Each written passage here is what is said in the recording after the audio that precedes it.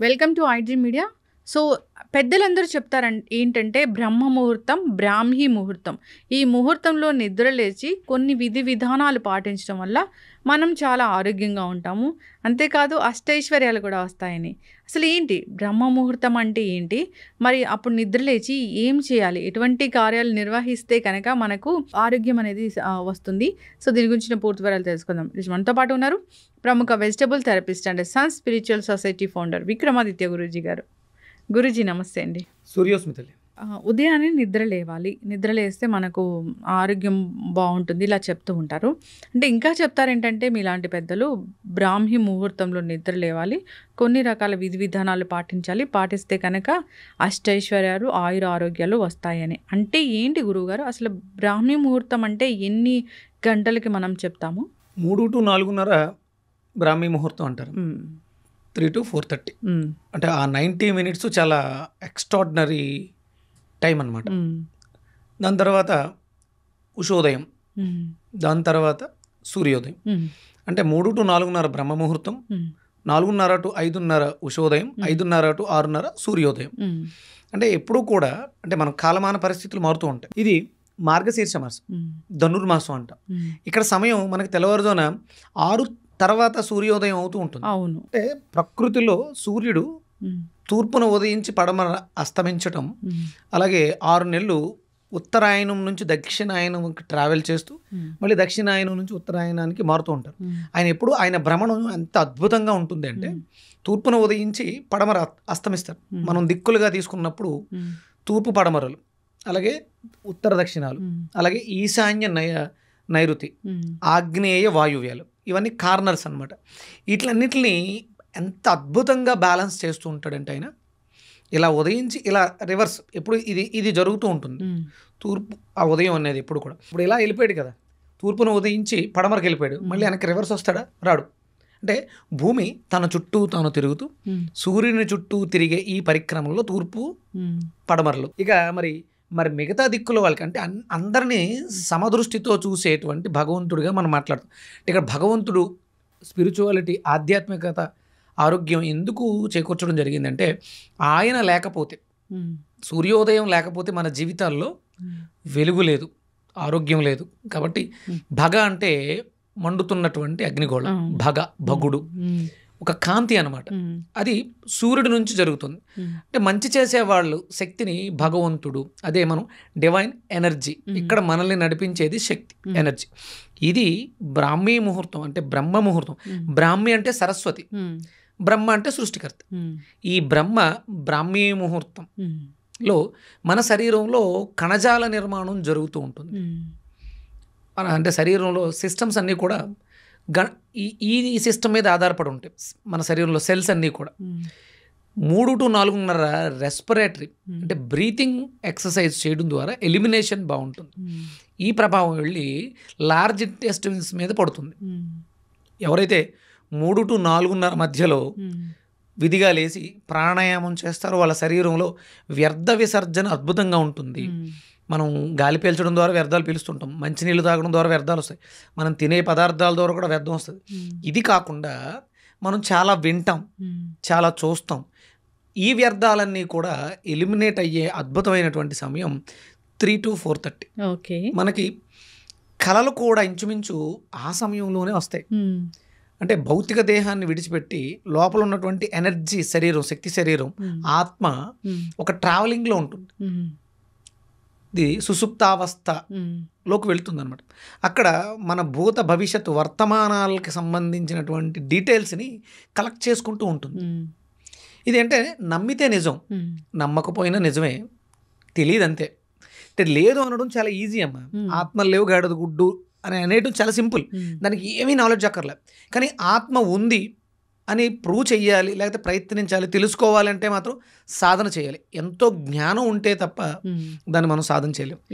ఈ బ్రాహ్మీ ముహూర్తంలో నిద్ర లేవటం వల్ల ఈ సుప్తచేతన అవస్థ, సబ్కాన్షియస్ మైండ్ యాక్టివ్గా ఉంటుంది. ఎనర్జీస్ అన్నీ కూడా చాలా అద్భుతంగా ఉంటాయి అన్నమాట. ఇక్కడ మన శరీరంలో బయోమెట్రిక్ క్లాక్ అనే దాని వ్యవస్థలో ఎలిమినేషన్ టైం, ఆక్సిజన్ బాగా తీసుకోవచ్చు.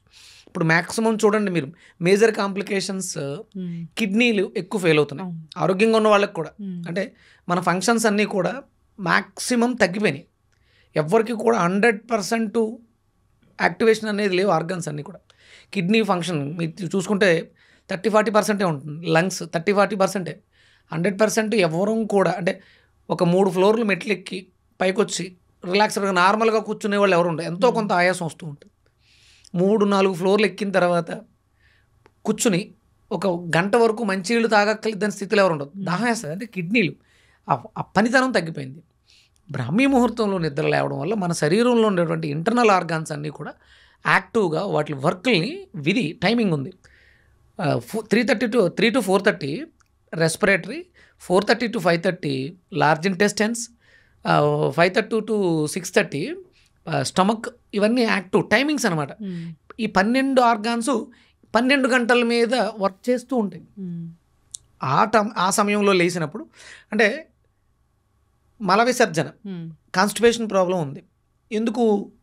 వాడికి బ్రీతింగ్ ఎక్సర్సైజ్, బ్రీతింగ్ లేదు, ఆక్సిజన్ లేదు, అందుకని ఎలిమినేషన్ అవ్వట్లే. దానికోసం మనం ట్యాబ్లెట్లు వేసుకోవడం, సిరప్పులు తాగడం చేస్తూ ఉంటాం. ఎవరైతే కాన్స్టిపేషన్తో బాధపడుతున్నారో మీరు 3కి లేచి ఒక 10-15 నిమిషాలు శుభ్రంగా ప్రాణాయామం చేసి పడుకోండి. కరెక్ట్గా మిమ్మల్ని 5:30కి లేపుద్ది ఎలిమినేషన్. మల విసర్జన అద్భుతంగా జరుగుతుంది. ఎప్పుడైతే వ్యర్థాలన్నీ ఎలిమినేట్ అయినాయో మీకు కావలసినటువంటి ఆరోగ్యం చేకూరుతుంది. మీరు ఐశ్వర్యాలు ఎన్నవి? అష్ట అంటే 8. లక్ష్మి అంటే ఐశ్వర్యం అంటే లక్ష్మీగా అంటాం. లక్ష్మి అంటే లక్ష్యం. ఆవిడకంటూ ఒక ఫిజికల్ ఫామ్ మనం ఇచ్చాం. ఆవిడ తామర పువ్వులో కూర్చుంటుంది, బిందుతో డబ్బులు పట్టుకుంటుంది, చేతిలో తామర పువ్వులు ఉంటాయి, ఆ పక్కన ఏనుగు ఉంటుంది, 2 ఏనుగులు ఉంటాయి. ఇవన్నీ మనం ఇచ్చుకున్నాం. అంటే లక్ష్మి అంటే ఎనర్జీగా తీసుకుంటే అది మన టార్గెట్, మన లక్ష్యం. మనం జీవితంలో ఎదగాలి, అభివృద్ధి సాధించాలి. డబ్బు పరమావధి కాదు, డబ్బు అందరూ సంపాదించేస్తారు. కానీ ఎవరైతే పొందిన దాంతో అష్టలక్ష్మిలో 8 లక్ష్మిలో ధనము, ఐశ్వర్యము, ఆరోగ్యము, సంతానం, ధైర్యలక్ష్మి, దానలక్ష్మి, విద్యాలక్ష్మి, సరస్వతి, ఇవన్నీ అంటే 8 క్వాలిటీస్ ఏవైతే ఉన్నాయో ఇవన్నీ కూడా పర్ఫెక్ట్గా ఒక మనిషిలోకి రావడానికి చేసేటువంటి సాధన బ్రాహ్మీ ముహూర్తం. ఇప్పుడు బ్రాహ్మీ ముహూర్తంలో లేస్తాం గురువుగారు.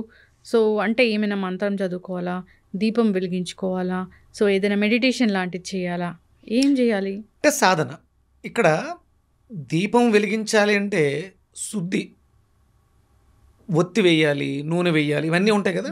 ఇవన్నీ సూర్యోదయం తర్వాత చేస్తాం.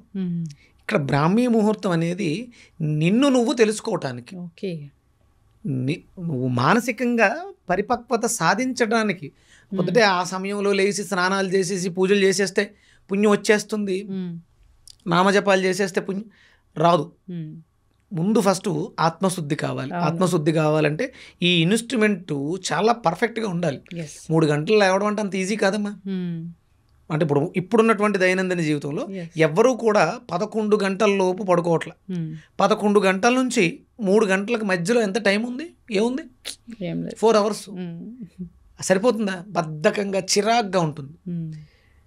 దాన్ని సాధించాలంటే ముందు ఫస్ట్ నైట్ త్వరగా పడుకోవాలి. 9-10 గంటలకల్లా పడుకుంటే మీరు 3 గంటలకు నిద్ర లేవగలుగుతారు. మీ జీవితంలో అంటే ఇప్పుడు చాలా మోటివేషనల్ స్పీచెస్ వస్తున్నాయి. లా ఆఫ్ అట్రాక్షన్, ఆకర్షణ సిద్ధాంతం, ఈ మేనిఫెస్టేషన్, ఇలాంటివన్నీ చెప్తూ ఉంటారు. ఏమొద్దు, శుభ్రంగా లేచి ప్రాణాయామం చేయండి. వ్యర్థాలన్నీ విసర్జించబడితే మీలోనే ఉన్నాయి ప్రతిదీ. A to Z యూనివర్స్లో ఉన్న సంపద అంతా ఇన్నర్ యూనివర్స్లో ఉంది, అవుటర్ యూనివర్స్లో ఉన్న సంపద అంతా. దాన్ని మెటీరియలైజ్ ఎలా చేసుకోవడం అనే ఆలోచన రావాలంటే ముందు ప్యూరిఫికేషన్ కావాలి. ప్రాణాయామం చేయండి 10-15 నిమిషాలు.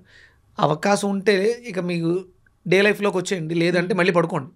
కానీ బిఫోర్ సన్ రైజ్ మాత్రం నిద్ర లేవాలి. అంటే మినిమం 5:30కి అయితే కంపల్సరీ మళ్ళీ లేచి స్నానం అయ్యి చేసి అప్పుడు ఉదయిస్తున్నటువంటి సూర్యుడికి ఎదురుగుండా నిలబడి మీరు మంత్రాలు చేస్తారా, నమస్కారాలు చేస్తారా, దీపం వెలిగించుకుంటారా, ఇవన్నీ తర్వాత. కానీ ఫస్ట్ ఈ నిద్ర లేవడం అనేది ఒక క్రమశిక్షణ, మన సిస్టమ్ని బాగు చేసుకోవడానికి. ఈరోజు ఒక ఉన్నతమైన స్థితిలో ఉన్నటువంటి అంటే మనం టాటా బిర్లాలు వీళ్ళను పెద్దవాళ్ళ గురించి వీళ్ళందరూ కూడా బిఫోర్ సన్ రైజ్ నిద్రలేచిన వాళ్ళు జీవితంలో ఒక అద్భుతమైనటువంటి స్థితిలో ఉన్నారంటే ఒక క్రమశిక్షణ. సూర్యోదయానికి పూర్వం నిద్ర లేవడం అనేది క్రమశిక్షణ.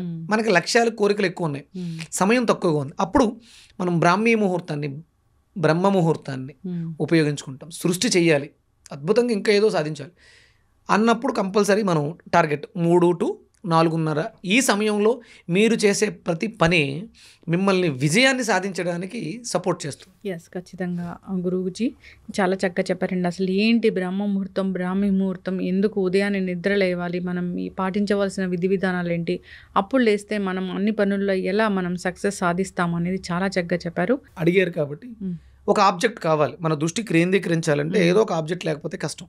ఇక్కడ ఒక మంత్రానికి కూడా తీసుకోవచ్చు అనుసంధానంగా. అది మనం మెడిటేషన్కి ధ్యానానికి ప్రతిబంధకం కాకూడదు. ఓం నమో నారాయణాయ, ఓం నమో నారాయణాయ అంటే మళ్ళీ డిస్ట్రాక్ట్ అవుతాం. అందుకని అది మననం జరుగుతూ ఉండాలి, మనస్సుని కేంద్రీకరిస్తుంది. అందుకని అద్భుతమైనటువంటి మంత్రం ఓం మణి పద్మాయ నమః. నమః పెడితేనేమో జపం అవుతుంది, దానికి ఓం మణి పద్మేహం, ఓం మణి పద్మేహం, ఓం మణి పద్మేహం అంటే నాభి మన కేంద్ర బిందువు, అది దాన్ని అవేకం చేస్తుంది. ఇది మనసులో హమ్ చేసుకుంటూ లేదంటే చిన్న ప్లేయర్ ఏదైనా పెట్టుకుని వింటూ శ్వాస ఉచ్ఛ్వాస నిశ్వాసాలను గమనించండి. అంటే దృష్టిని కేంద్రీకరించడం కాదు, సాధన చేయటం. ఇన్హేల్ ఎక్సేల్ 10-15 నిమిషాల పాటు నిర్విరామంగా 2 ముక్కు రంధ్రాలతోటి వీలైతే శ్వాసను తీసుకుని విడిచిపెట్టడం, లేదంటే ఎడా పింగళ నాడీలతో అనుసంధానం చేయడం. మీకు ఏది కుదిరితే అది ఇన్హేల్ చేసి హోల్డ్ చేసి ఎక్సేల్ చేయడం. ఇవి రెగ్యులర్గా సాధన చేస్తే మీకు అవసరం ఏంటి, ఈ పర్పస్ ఏంటి లైఫ్కి, ఇవన్నీ కూడా ఆ భగవంతుడి యొక్క స్పృహలోంచి బయటకు వస్తాయి. అంటే నేను చెప్పింది చెయ్యాలి కాదు, నేను చెప్పింది ఎంతవరకు కరెక్ట్ అనేది మీకు అర్థమవుతుంది. మీరు చెయ్యాలా చేయకూడదా అనేది మీకు అర్థమవుతుంది, జ్ఞానం వస్తుంది. ఖచ్చితంగా గురువుగారు చాలా చక్కగా చెప్పారండి. పెద్దల మాట చద్దన్న మూట అంటారు. పెద్దలు ఏదైనా చెప్తే అది ఖచ్చితంగా పాటించాల్సిందే. అప్పట్లో సైంటిఫిక్ రీజన్స్ అది ఇది కాదు, వాళ్ళు చెప్పారు అంటే వాళ్ళు దాన్ని ఎక్స్పీరియన్స్ చేసి చెప్తారు. చక్కటి ఇన్ఫర్మేషన్ గురువుగారు, అందరూ పాటించాలని కోరుకుందాం. ధన్యవాదాలు.